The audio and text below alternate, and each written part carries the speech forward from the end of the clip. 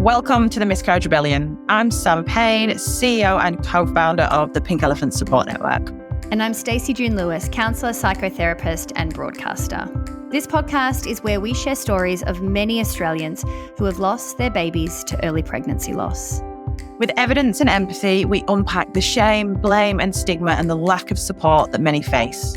This is a loss that has been silenced for too long. We deserve better. We are here to normalise the conversation. And we're here to make lasting change. Welcome to today's episode with Lauren, who's the founder and co-owner of Sunday's a Label. Lauren's been connected to Pink Elephants for many years, has held fundraisers for us, has accessed support and has created awareness into the topic of fertility challenges and pregnancy loss. She shares her story with generous hope. Hope is definitely the theme that comes through here, and I'm really excited that we get to listen to this story, not one just of heartache, but one where a woman has managed to move forward with much, much resilience. It's an incredible privilege to bring you Lauren and her story today. We're really grateful that you're here today with us to be able to talk about this topic of loss, pregnancy after loss, and all that's needed to be changed within this. If you could start by telling the listeners a little about your experience of pregnancy loss, that would be great. Okay, so we started trying for a baby in 2000 and when did we get married? 2015. So we basically started trying the month that we got married. We tried for about a year. And then my husband moved to Queensland to do a job that he got offered. And then he moved to Melbourne. So we started looking at basically, we went to an IVF clinic because we needed help to figure out when I was ovulating, because obviously being in another state, I would fly there. I would fly there, they would tell me everything, and then I'd go and blah, blah, blah. Anyway, after a long time in that, it still wasn't working, and we went down the IVF path. Our first round was horrible. I got barely any results. I was almost so anxious that half the procedures that they would normally do awake, they'd put me to sleep because I just couldn't relax and get it done, which was hard in itself because, like, you know, it's like having a lot of the procedures is like having a pap smear. You should just be able to do it, and I just couldn't. Anyway, that round didn't work and I had a little bit of a break. It was really consuming. So I then took the break and then I started IVF again, and I moved clinics and saw, you know, had all these recommendations, saw a different doctor. After I couldn't tell you how many more transfers, I finally fell pregnant, and I was ecstatic. Like, obviously, you know, I'd been trying for so long and I'd gone through so much, and I was finally there. So, but I had like, I just didn't have I had a gut feeling something wasn't right, and not from any other reason, but it just didn't feel like things were how it was supposed to be. Anyway, I got to my first scan. I remember in the morning I had my hairdresser came and I got my color done, and she said, "Oh my God, I'm so excited for you. Like, you'll get to hear the heartbeat." And I was like, "Oh, what happens if there's no heartbeat?" But like, I'm like, I just can't get past not having this heartbeat. You know what I mean? You'll be fine. Like, of course, you're just protecting yourself, and you know you've been through hell and whatever.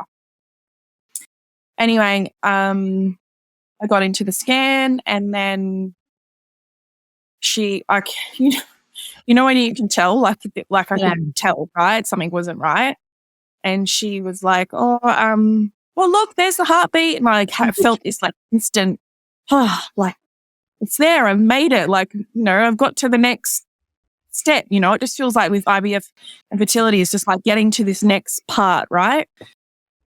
And then she's like, "Oh, there it is. Yeah, it's not beating enough." And I was like, like just not, is it okay? Like it's there. Mm.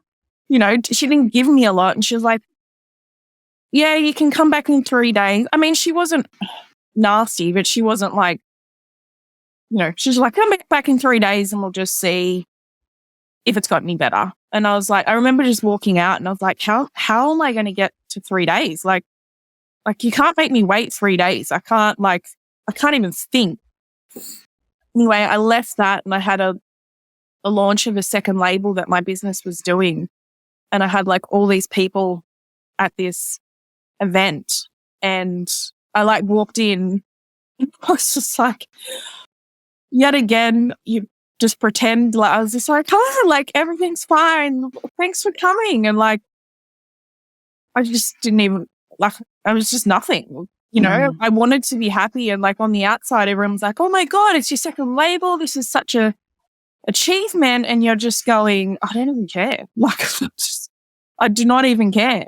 Anyway, I rang my IVF clinic and I told them what happened. And they're like, oh, IVF clinics are a lot more blunt. She was like, yeah, you're going to miscarriage. It's not viable.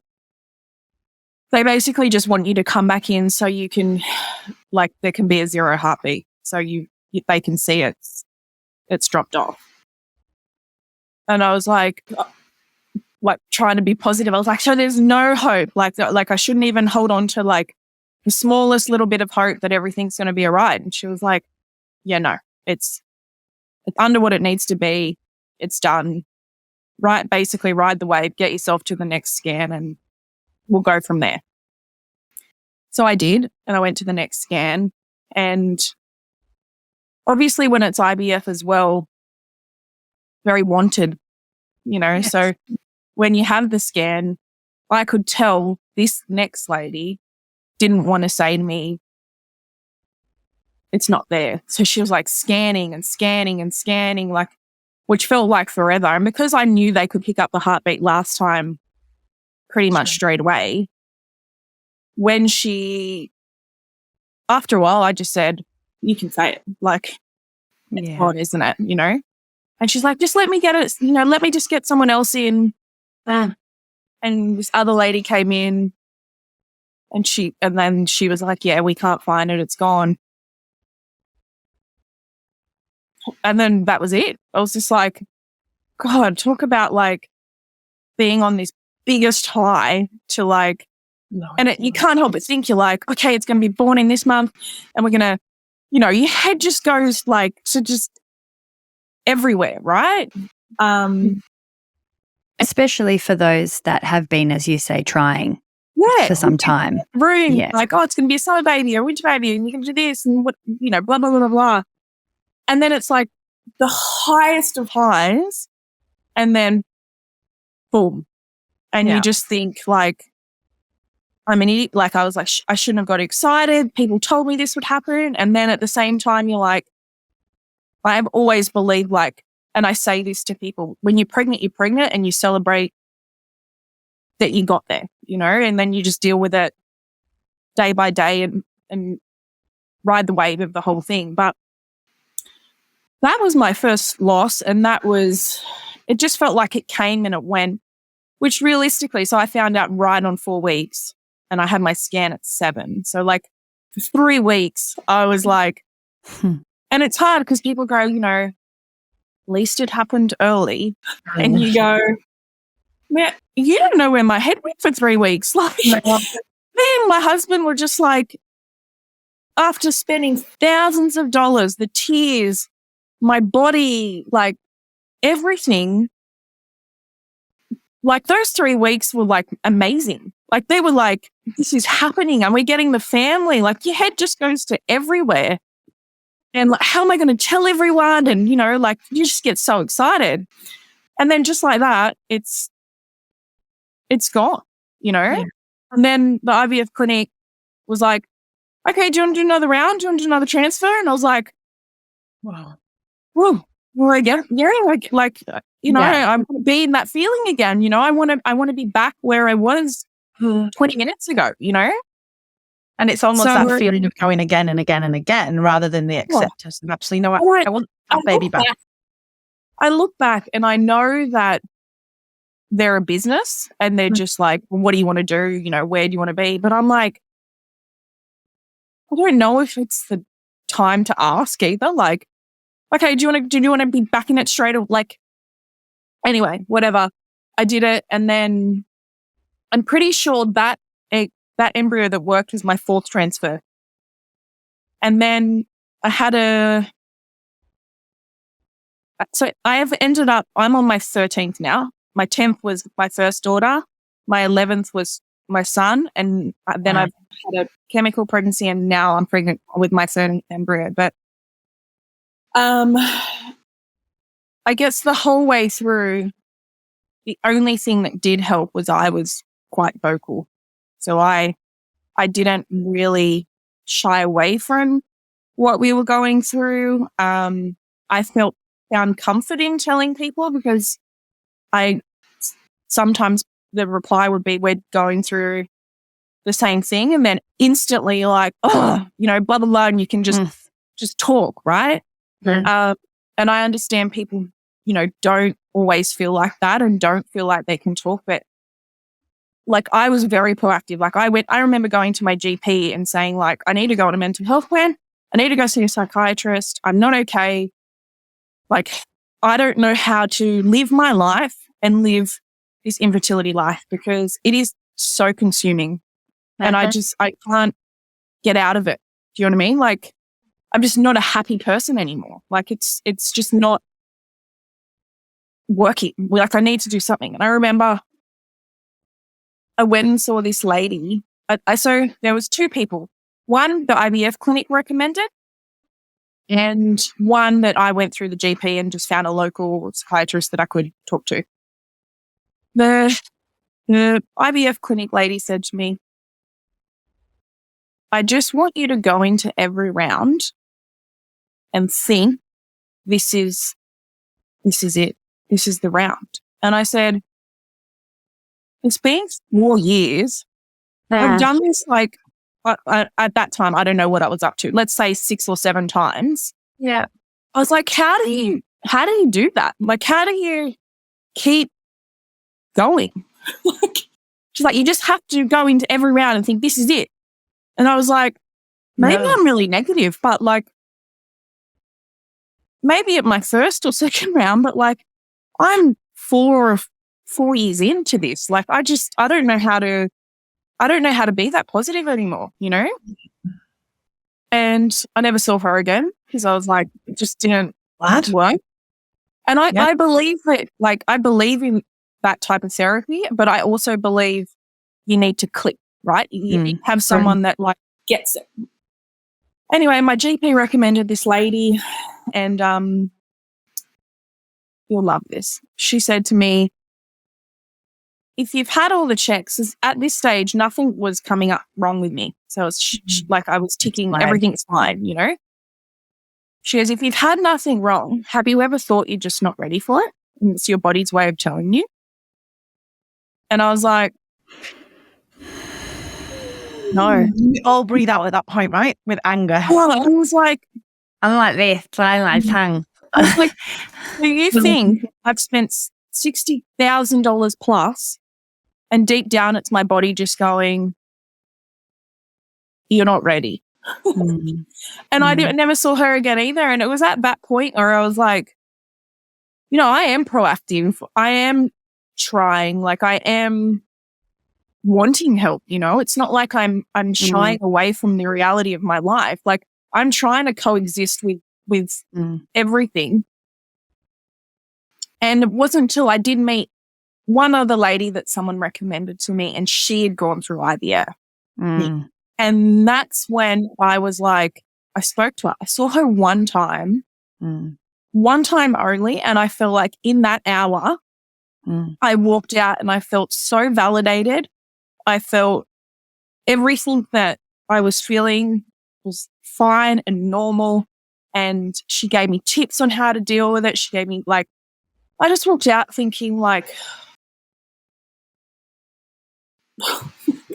if only I saw you, you know what I mean? And like, and again, that was just from talking to someone saying, you know, I'm trying to get help, but I'm not getting anywhere.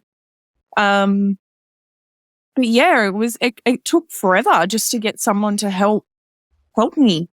And because I didn't have, like, a lot of my friends, well, most of my friends have never gone through anything like this. So it's hard. You want someone, that can understand what you're going through and that can tell you. Like, I listened to a podcast the other day and everything she was saying, I was like, oh, been there, like, you just, you get it, right? Like, you get what they say. So anyway, it took a long time to get help and to, understand, like, the repercussions too of what it had caused, because, like, even with my husband, I used to say to him all the time, I'm like, what's changed for you? You're not stabbing yourself with injections. You're not, like, you just go into a room. And I know it's nasty, but the resentment I felt towards him, because I was like, every month I treat my body like I'm pregnant. I don't drink. I don't go to this party. I don't sit there and, ride the bike, or, like, I don't take any risks because I'm always like, might be pregnant, might be.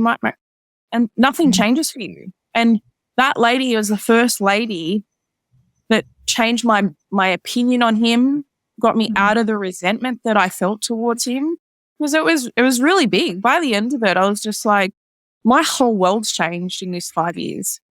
Like, my body's changed, my mind's changed. I can't think straight. Like, I've gone from being so switched on to, like, having to write things down because I'm just so scattered that I can't remember things, And I used to look at him and think, like, what have you done?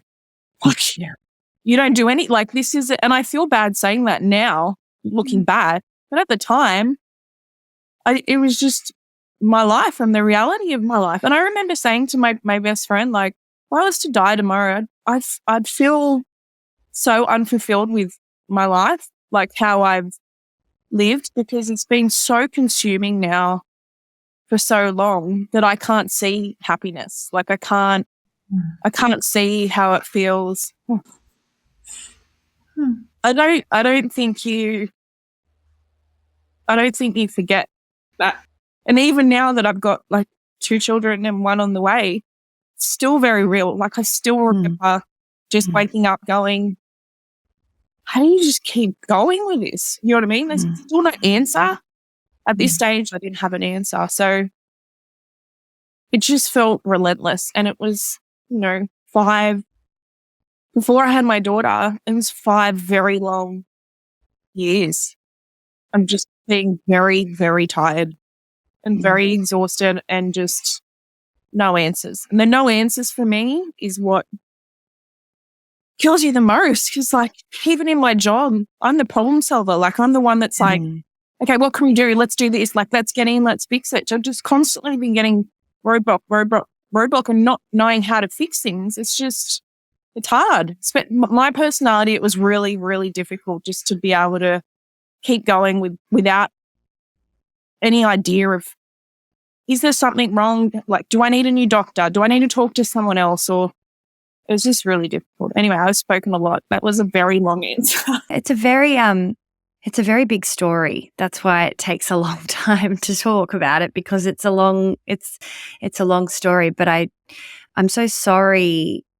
Particularly, I feel very called to apologize for those experiences with those mental health practitioners too, because, as you say, when you feel like you're really putting yourself out there and being proactive, and to be met with, what it sounds like extra isolation on top of the isolation that you potentially were already feeling. And just, incredibly sorry, and just want to acknowledge how long and big all of that is. I want to talk a little bit about what happens when we are now living this life for years and years on end, and how you felt that started to infiltrate into other parts of your life, just from the sheer fact that it was almost like your full-time job, or almost like your chosen other career. I think the hardest part, and I look back at it now, and I think, like, what comes with being very open about it is A, opinions of other people, and B, like, even like my girlfriends, sometimes I think, God, there would have been so many times where you've had your babies and you wouldn't have even wanted to talk to me about things because, it would have been too hurtful or you would have thought it would impact me. Like how many things I probably missed because you didn't want to share those milestones with me. That hurts me to think that, my best friends and my business partner have had babies that you probably just didn't share stuff with me, and it's hard because like you try to find the balance of being open because I truly believe that this will be fixed if people talk about it because it will get rid of the silence and it won't be this like I'm going through this alone. It will just become very common because it is common. Yeah. Yeah. But at the same time, I hated people feeling sorry for me. Like I hate when people would see me and look at me and go, how are you? Like, how's things going? And you're like, I don't want you to feel sorry for me. I haven't told you so you can sit there and pat my back every time you see me. I'm open about it. I don't actually know what I want, but I don't want sorrow. Like I don't want you to look at me and feel sympathy. I just want you to like, and I'm like that now. When I know someone's going through it, I'm like, how are you going? Where are you up to? Do you need to chat? Happy to leave it. Like I'm very just much like, no, I'm here, but I leave it at that. You know what I mean? So it's hard because I'm sure my relationships were affected with people because they just didn't straight out want to make me feel sad, like in my fertility years, my best friend had 3 babies. Like that's three times she probably didn't want to talk that much about me. Like she's not going to sit there and be like, oh my God, such and such just walked while I'm injecting myself trying to get eggs. Do you know what I mean?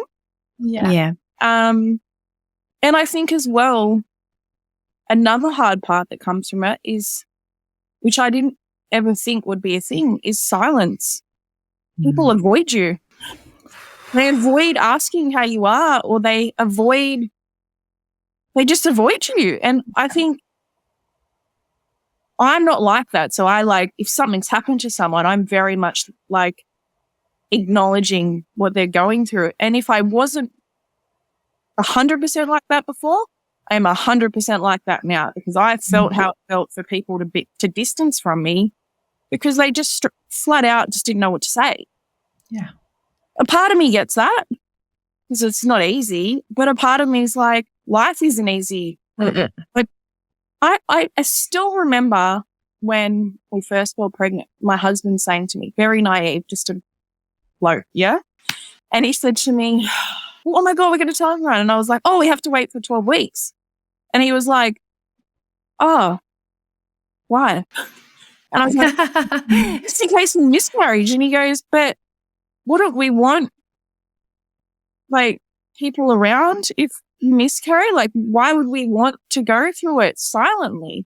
And I'm not saying shout it out to the universe and social media or whatever, but to not tell your best friends or your close family or whatever your support system is, in pure fear, like if you miscarry, you're like, it's like, I don't know, like people get ashamed or whether it's like, for me, it wasn't a shame feeling. Like and I think because I've had people go through miscarriages around me, and I remember saying to them when they'd say, I feel like a failure or whatever, I remember saying, what? Like it just wasn't meant to be, or, the embryo was this, or, well, like, so I then never felt, after all saying that to everyone, that I was going to turn around to myself and say, this is my fault. Do you know what I mean? But I understand the stigma and I get the taboo thing. Well, I don't get it because I don't understand why you wouldn't want support, because to me, support is everything, not just with fertility, with everything in life. You have a bad day, you vent to your friends. You fall over, you want to cuddle. Like everything is about having a support system around you. It's what makes everything easier. So for me, in my head, the only way, like with this pregnancy, it was IVF again, and I found out at 4 weeks, and at 4 weeks I was like, I'm pregnant. Because I had a chemical pregnancy the month before. And I had so many messages and so much support. And when this was happy, I was like, well, I'm not going to give you the shit and not give you the good. You know what I mean? And it was beautiful. And I felt, and to be honest, if I miscarried, obviously it would be horrible. But I felt so supported. Like I felt like I had this, like people around me everywhere that I could turn to anyone and just speak to a random person, because I just had talked about it, you know. I feel sorry for the people, like when I look back at what I was saying about people that had gone for help.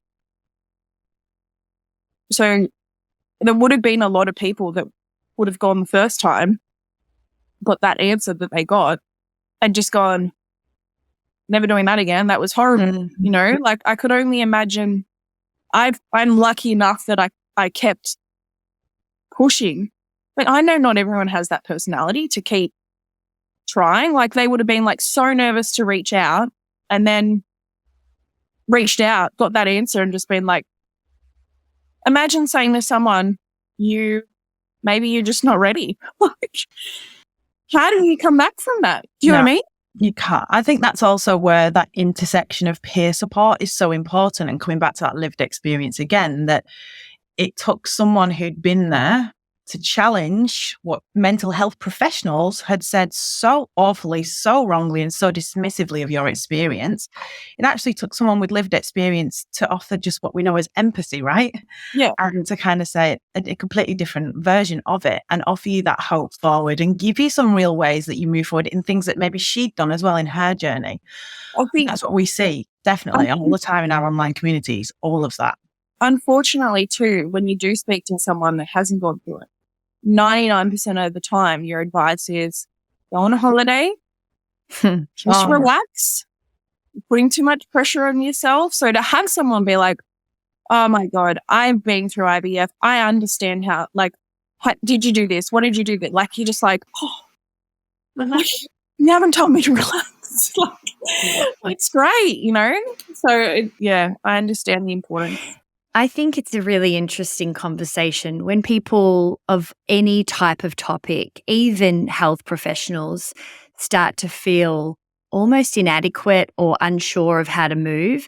Then the things that come out of people's mouths are often the last thing they may have done in a scenario where they're more prepared or feel like they're a little bit more in their comfort zone. I actually remember a fertility nurse saying to me, on a holiday, like when it was on holidays, she said, you never know, you'll go off on a holiday and you just, you never know your luck. And my husband has prostate cancer. His sperm is literally in a freezer. So the medical file is sitting in her hands. Yeah. She has full capacity to knowing that is actually medically not possible yet. And that's her specialty.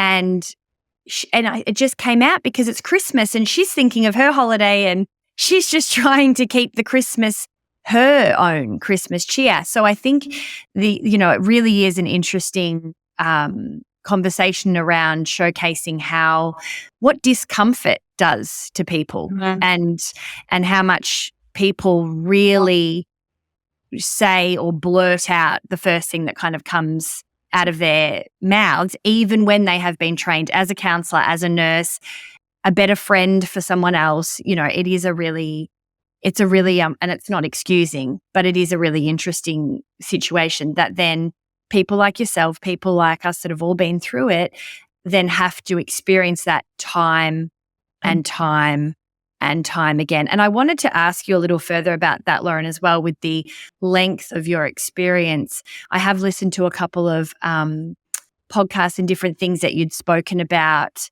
around your story.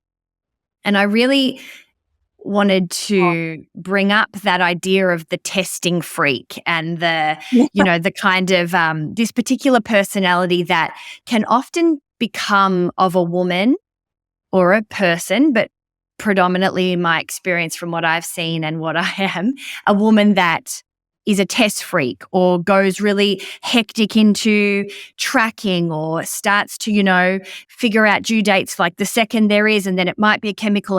And then you're speaking to friends who, as what I heard on one of the conversations, might not have even been aware of what a chemical pregnancy is because there's a period that happens and it's just not the language or the experience. Yeah. I wanted to know, how you went identifying with that person or how maybe even that part of your life became your personality and how you managed that in terms of your own identity. Because I know even just as a societal issue, the loud one, the bossy one, that there's so much stuff that women have to already deal with when you're a certain type of personality type. And then in the fertility world, there's a certain type of personality type too. I was interested to hear your take on that because, I think it'd be really relatable for a lot of people that are in it in the long haul. So I started, obviously when you start your fertility journey, I hate the word journey, but journey, I had no idea. Like I didn't know anything about IVF. I hadn't met anyone that had done IVF. I didn't know anything. So basically what the doctor said to me was gospel, and I didn't doubt anything. I never questioned anything.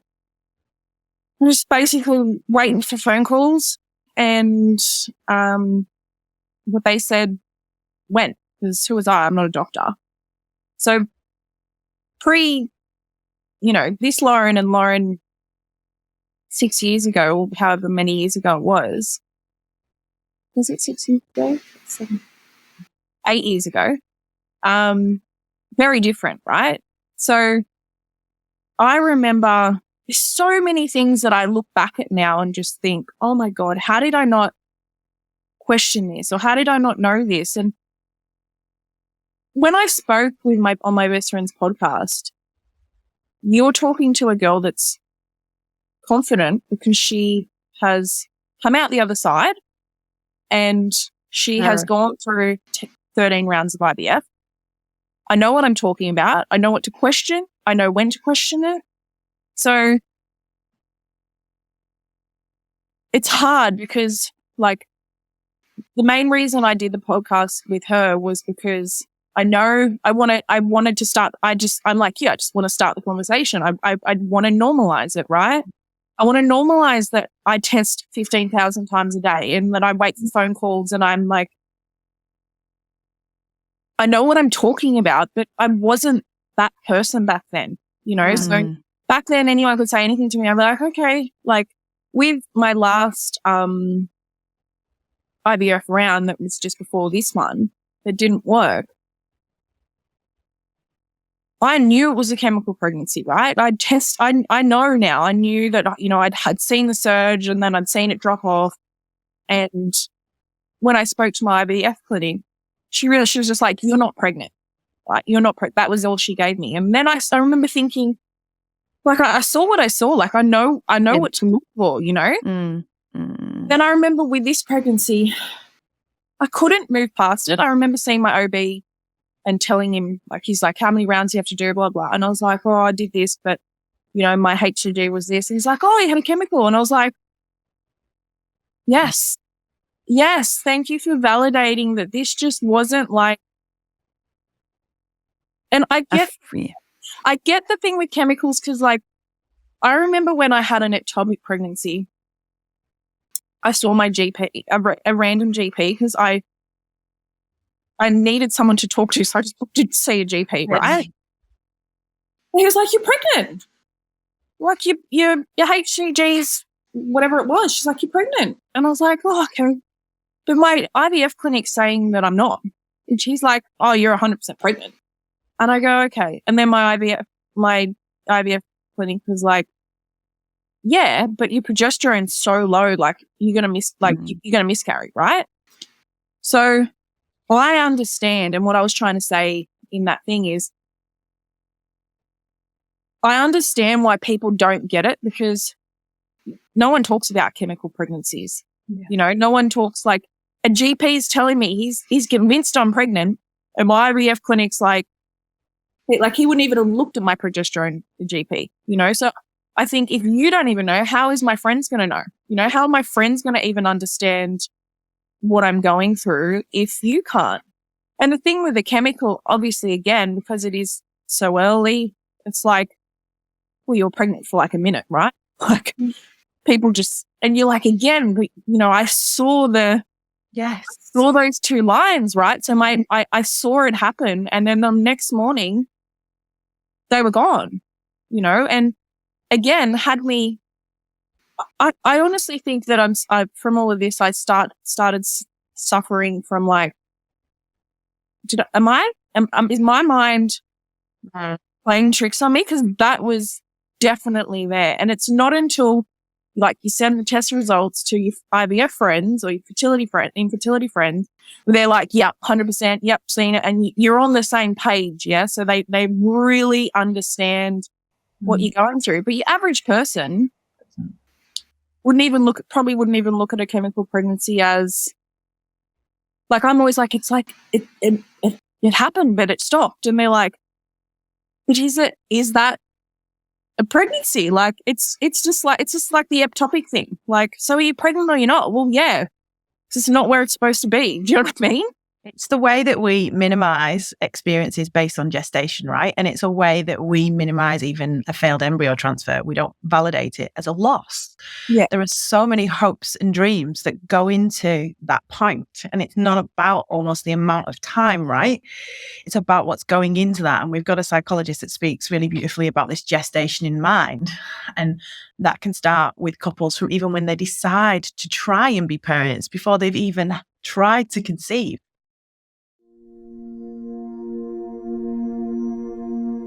People don't talk about it, but it's happening. Behind closed doors, hidden behind smiling faces. There are so many people suffering in silence right now, unable to access the support that they need and deserve, simply because they don't even know that there is support available. The Pink Elephants community is made up of people from all over Australia. Some come from the big smoke, others from the bush. Some of us have heaps of friends and family around, others have none. Some have lost babies at 5 weeks. Some had ectopic pregnancies. Some had multiple ultrasounds. Others only ever saw the 2 red lines on a positive pregnancy test. But we all have something in common. We have all lost a baby. We are all bereaved parents. There are estimated to be over 100,000 of us across Australia every single year. Please help us connect with these people to give them the support that they deserve. No one should have to lose a baby and be left on their own to navigate their grief. Help Pink Elephants support more bereaved parents. Visit pinkelephants.org.au. Today we welcome on Carla Anderson, who's a psychologist and a mother to 3 teenage daughters and 3 stepchildren. She's an experienced psychologist with many years of training and specialities under her belt, but she has a passion for supporting women during the perinatal period through struggles such as infertility, IVF issues, pregnancy-related concerns, antenatal depression, grief and loss, and adoption, as well as supporting families with the transition to parenthood and the day-to-day juggling of family life. She's the perfect fit for this episode. Welcome, Carla. It's one of those theoretical approaches that it just helps explain, I guess, when we're thinking about no matter how many weeks gestation somebody is, why their grief is still valid. And that has to do with how the parent has gestated their baby in mind. So when we think about gestation of pregnancy, we usually think about physical gestation. So, what are the physical changes or the physical growth that's happened in that week? But we also know that we have psychological gestation or gestation in mind, where parents start to imagine their baby. They start to imagine themselves as parents. They start to imagine what life is going to look like after baby comes along and all the changes that are going to come from that. And so when we think about that grief that is experienced in the perinatal period, all of that weighs in on there. And so if somebody is very early in their pregnancy, they may have already done a lot of gestating in mind. And so that a lot of grief comes from that then. Pink Elephant support is available no matter where you are on your journey. Whether you lost your baby recently or many years ago, we are here for you. We know pregnancy after loss can be a particularly challenging period. That's why we have a dedicated online community for you to connect with other women who are going through a pregnancy after loss. To connect with us, visit pinkelephants.org.au. Now, let's get back to today's episode and hear more from Lauren. We all do it differently, and that can then, obviously, the way that we have that loss impact us can be part of that as well, in that experience. You've shared so beautifully about the fertility, the ups and downs, the challenges there. I just want to, if you're open to it, hear a little bit more about how you manage pregnancy after loss, because we know from personal experience and the thousands that we support, and I know from my own experience how challenging that can be. If you're open to speaking about that now, totally okay if you're not as well. Right. I'm where you are. Yeah. I think, I don't think you get over it. Like, I honestly don't think, like, sometimes, like, my daughter will walk in my room and she's like, "Mummy," and I'm like, you're there. Like, you're human. You just called me mummy. And she's almost 3. And I still say to my husband, I can't believe she's real. Like, her more so than my son, because she obviously felt she was the first to come after so many years. But, like, I look at her and I can't even fathom that she's, like, alive, you know? And, like, I genuinely just stare at her because I can't believe it. I can't believe after so long that we got there. It doesn't feel real to me. And I think when you hear someone going through it, it just comes back. And, like, if I just want to take pain away, because I know that pain. I just want to wrap you up and just be like, and I don't want to say to people, keep trying, but I want to say it to them because I got there, you know, like, and I remember someone saying to me once, "If you want it bad enough, you'll keep going." And I was like, how long do you go for? Like, how long do I have to keep feeling like this where I'm just going and going and going and going and not getting anywhere? Like, almost when my daughter came out, it was just the most surreal experience. I was convinced she was a boy. I never found out what I was having. And this midwife said to me, like, I had a cesarean and they were getting me all ready. And she's like, "Oh, I saw that this is an IVF pregnancy. Congratulations. Like, if you don't mind me asking, how long, blah, blah, blah." And I went through it with her. And then she goes, "Oh, I just miscarried last week. So this really gives me hope." Right. And, like, I was just about to have a baby, but I just looked at her and thought, how are you doing this as a job? You know, like, how are you here delivering my baby when you're just gone? Anyway, she's like, thank you. She's like, "Thank you for talking to me. I feel like I can keep going and whatever." And she's like, "Do you know what you're having?" I was like, "No." She's like, "You got names?" I'm like, "Yeah." Anyway, I was lying there and they brought the baby out, and whoever said it's a girl was like, "It's a girl." And she's like, "Oh, what are you calling it?" And I was like, "Hope." I'm calling her Hope. And she was like, she just burst into tears. I burst into tears. And oh my God, I was supposed to meet you. I was supposed to meet you and you were supposed to meet my daughter. Like, you were supposed to be here and this was not a coincidence. And like, I'm so grateful she told me that so she could ask me so I could tell her and she could have a moment that maybe, just maybe, she got a bit of hope from it. I don't know. And my way, I don't think you ever get over it, but I think you go down different paths. Some people just like, I was talking to someone and she just almost blocks it. Like, it's like it didn't even happen. My thing is education, because when I get a message saying from a random person on Instagram, she tells me, you know, she's struggling, then she comes back to me 6 months later and she says, hey, I'm pregnant.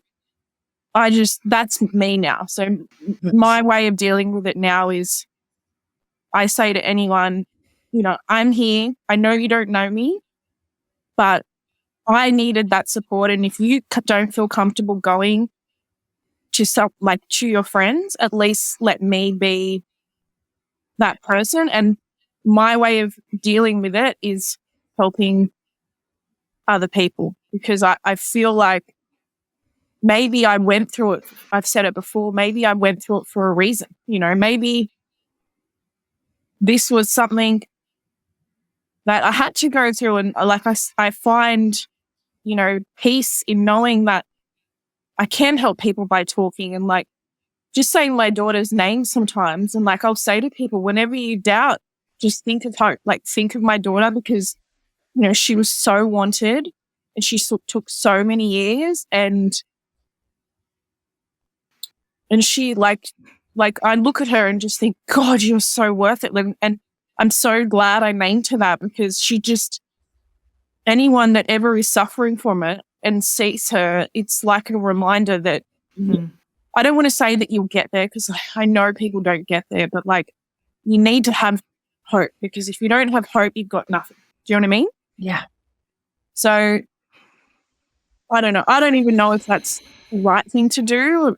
Like, but for me, it's just being there for other people now. I've had my turn. I've had my kids. I've had the help. I just want other people to not feel alone, because I remember laying in bed every night and I remember how it felt waking up every morning. I remember how it felt going to baby showers and going to first birthdays and like pregnancy announcements. I remember it so well. It does not leave you.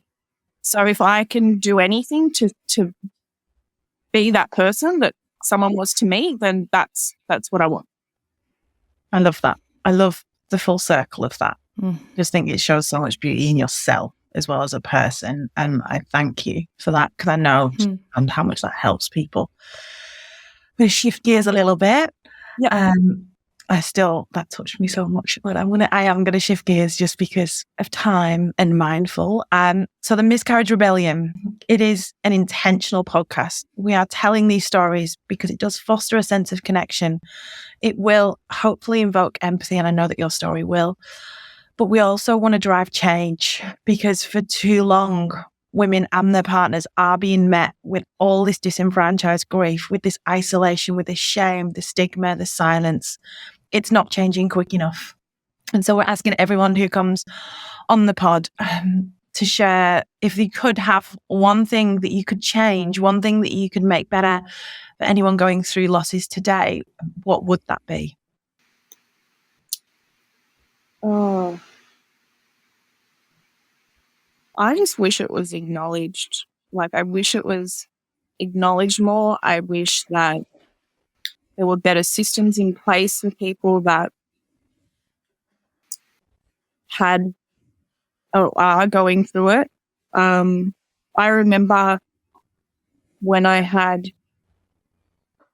there's two things. I remember having a D&C and being wheeled back to the maternity ward and just listening to babies cry. Actually, there's three.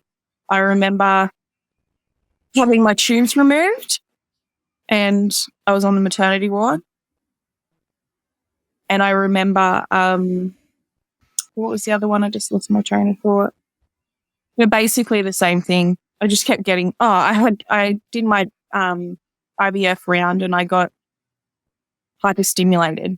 I couldn't walk. I got carried in an ambulance. I was on morphine. I was everything. And they said, we're going to admit you upstairs to the maternity ward. And I was like, I don't feel like I'm a precious person. But so when my tubes got removed, that was in January, and I couldn't sleep.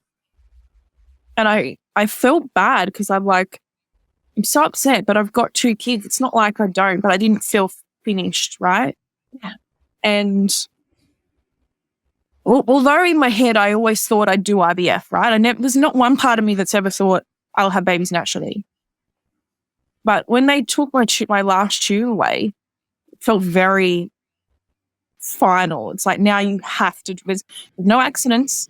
There's no, you're doing IVF and you have to have a baby through IVF, And it was 2:00 in the morning and I was sitting in the room trying to get to sleep and I could just hear screaming newborns. And I was like, how are we this insensitive to put women and I haven't lost a baby full term or whatever. I pray to God that they don't put those women in those rooms.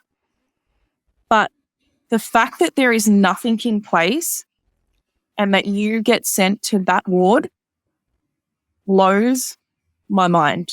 The fact that you have to sit there and listen to other screaming babies, not taking away anything they're not doing anything wrong, but the last thing you want to hear is what isn't for you.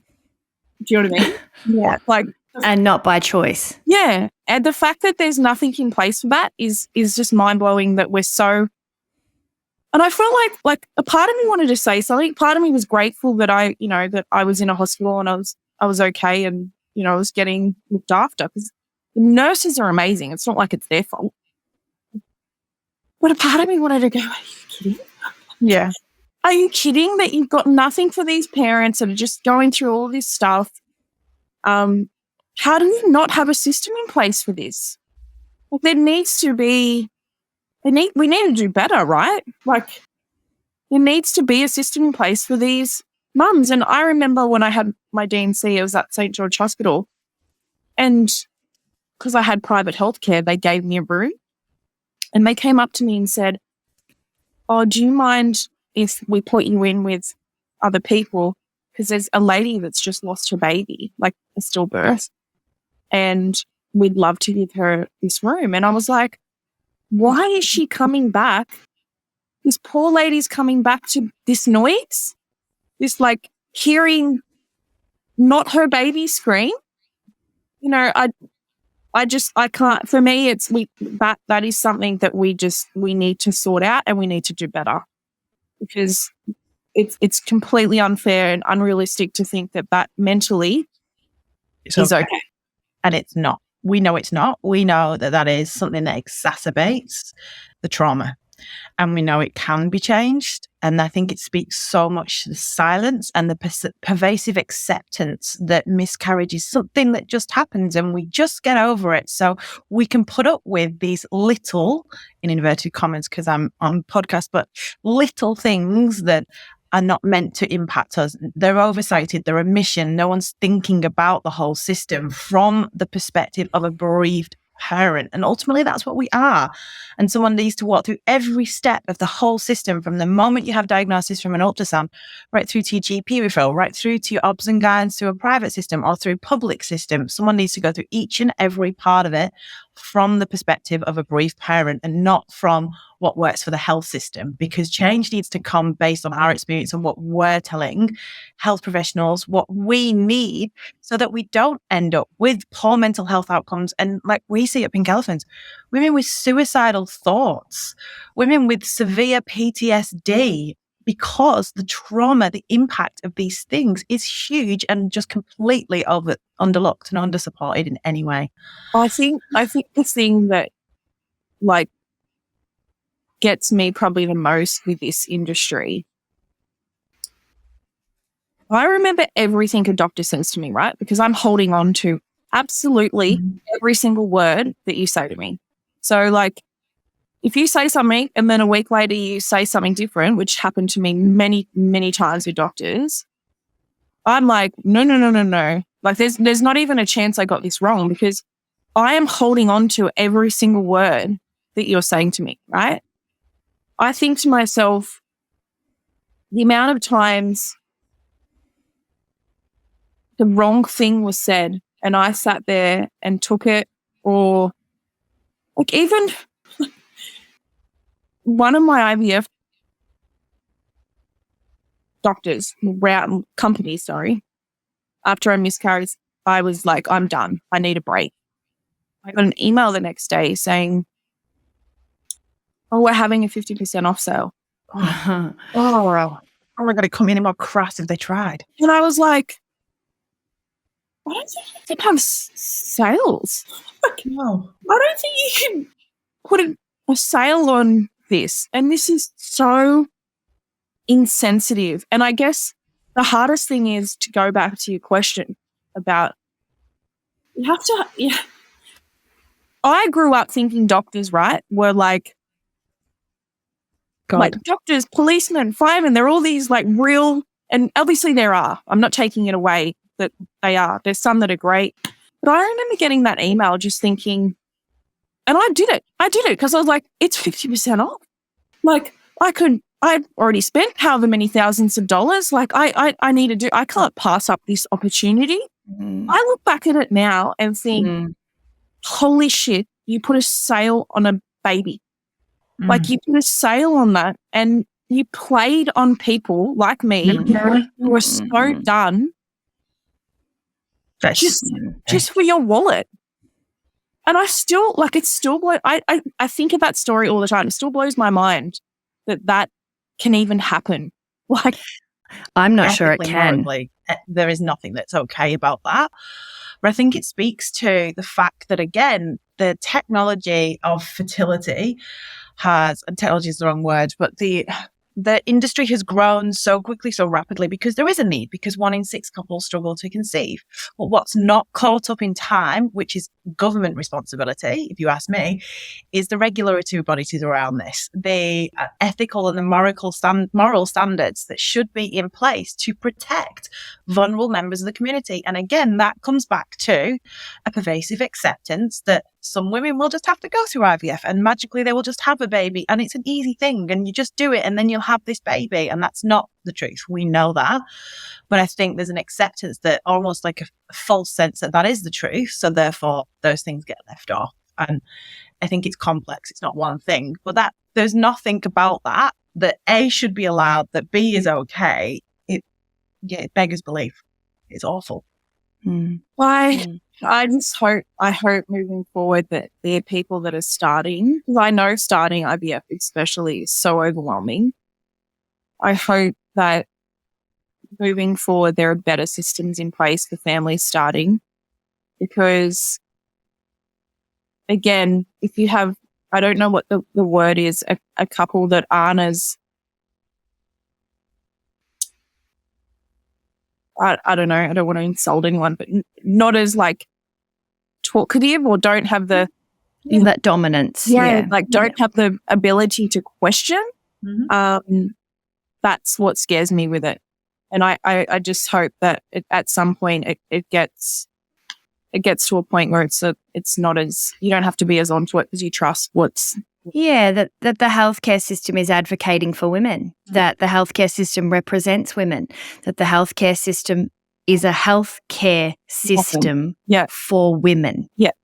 And, when you were sharing all of those stories, we've heard so many on the podcast, and I just wanted to even circle back, when we were speaking about the ward that you were in and those situations, whether you choose that or you don't choose that, but even if you do, every woman deserves to have health care that is tailored to their experience and not lumped into somebody else's. Yeah. And it's not always perfect. It's a public healthcare system. But there are some very minimal things that you have pointed out that could change that, as Sam pointed out, could really act as preventative care for a very different mental health journey in post those experiences. Yeah. So thank you so much for sharing those things. Very welcome. Wow. Lauren's story, whilst a lot of it is really hard to hear because she has been through a huge amount, there is also an element that I think is really beautiful, and that is this element of hope. And I know that if you're in the depths of yet another loss or another failed round of IVF, this might not be the best episode for you. But I feel like there is also a need sometimes to put that element of hope out into our community. And we see it. It's not an easy thing to navigate. But I think that we do need to discuss it, because I feel like the way that Lauren chatted about the nurse and that experience of hope and the difference that she could make in that woman, and how that also felt beautiful at both ends, giving and receiving that message. And I just feel like, yeah, let's chat more about that. Yeah, I feel that it's something that you and I behind the scenes have discussed at great length, personally and professionally. Obviously, both working in the space, but also having our own lived experience. We all have a very interesting relationship with hope, because it is often given to you from the person that may not know the path that may not have walked the path that you've walked, which is why it can be a bit eye-rolly, it can be a little bit affirmation-y, a little bit manifestation. However, that those things do offer an element of magic in a time where we don't know the outcomes, we don't have much else. So I think where I come from in my practice and in my room, I really do try and gauge where somebody is at with hope, and really acknowledge and honor where they are with hope in that time, that the relationship is ever evolving. And if we don't stifle ourselves to find it and we don't force it upon ourselves, I kind of see it as this beautiful flower that, that plant that you have at home that you water and then you think, oh God, it's gone. And then in 3 weeks later, all of a sudden, push, there's this little flower that's come out of nowhere. And it was a trust. It was a constant watering, but it wasn't this, this intense, let's just put it out and soak it down. It was just consistent and trusting and acknowledging that that flower may not always be there too. So I think that, the greatest option for us to be able to experience true hope is to also accept that it's okay when it goes. Yeah. Because we can find it again. And we don't want to find it by stifling ourselves to find it, by forcing ourselves, but also by forcing others to find it. So I think finding that relationship with it, getting to know how you are with it, honoring where you are with it, that it will look different, is a really, really important piece to how we can use it effectively. Yeah, absolutely. And I think it's also that kind of juxtaposition between lightness and darkness, right? That you almost need to have experienced some darkness to kind of feel the true lightness in a way as well. And that's difficult to hear and complex to unpack. So I'm not going to go there, but it's that kind of element again with hope, right? That it can offer some lightness when you're in the depths of darkness and things are so difficult, but it also isn't there all of the time. And we need to acknowledge that, and we need to be present for those who are going through this and are in the darkness, and be willing to sit with them in that space and not trying to fix it. But if you are someone that's there and you see an element of hope, then hang on to that, because it can make the difference of a day for you, or an hour if you're still in those hour by hour stages. So yeah, just thought that was incredibly beautiful throughout Lauren's story, how much she gives of herself to still help others when she's in that time as well. I think it's really beautiful. And again, I think it speaks to reaching out to those of us with lived experience, the power of peer support, the power of therapists with lived experience as well, because we understand that it's not needed to have that toxic positive psychology. Here you go. Here's a rainbow. You're going to have a rainbow baby. We know that that's not appropriate at certain times. We can judge that because we've kind of been where you are in a different experience, but similar. And I guess that's kind of that power of lived experience that sits in that space as well. Yeah, I love this episode. Yeah, me too. Again, as always, we're here for you. You are not alone. If you're looking to access support, head to pinkelephants.org.au and everything is linked in the show notes. Thanks again for taking the time to listen. Today's episode may have brought up some feelings for you that you need some support around. That's totally okay. Head to pinkelephants.org.au to find access to our circle of support, your safe space where you can be met with empathy and understanding throughout all of your experiences of early pregnancy loss. We're here for you. You are not alone. If you enjoyed listening to the Miscarriage Rebellion, please help us by leaving a 5-star review wherever you listen to podcasts. The Miscarriage Rebellion is a Pink Elephants podcast produced by our friends at 3P Studio.